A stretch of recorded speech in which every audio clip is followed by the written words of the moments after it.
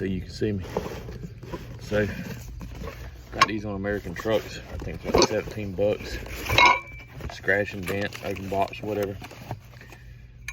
If you think that I care about these things being scratched up when they're gonna be underneath my truck, you got another thing coming. So I couldn't not grab these.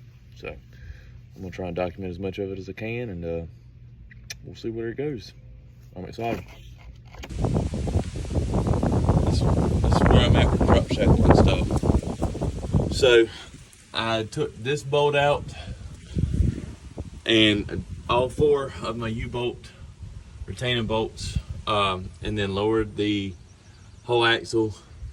To make things easier, I took this here 12mm and put it on the outside of that, and then held this with a wrench, and then just turned that, and then boom, was able to pop it right out. So now when I get this one done, all I have to do is tilt the whole leaf spring and get the whole thing out, and then I'll put the new one in and do the same thing for the other side.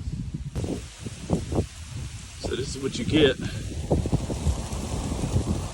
once you lower the rear. Now I still have the front torsion bars cranked all the way up, but I just wanted to document this. So as you can see, it's squatting a little bit. So I'm gonna turn those torsion bars down and see what I get then.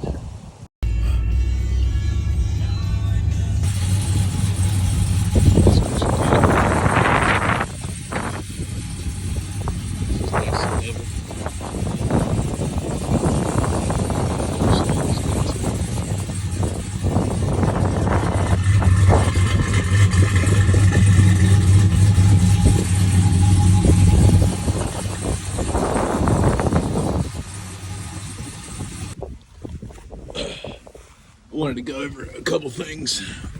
Get underneath here real quick. So, all I did was hold that bolt with a wrench, and took a 12mm socket.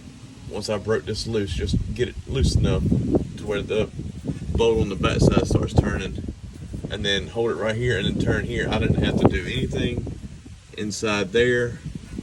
I didn't take the hitch off, nothing. So a lot of the stuff that I looked into on the internet said that you had to do all that. I didn't see a need to. And frankly, it saved me a lot of time not doing it as well. So just wanted to go over that. I didn't really make it clear earlier in the video on what I did with these, and I did the exact same thing on the other side. So yeah, all in all, it was pretty simple. So I would do it again. So I hope this video helps.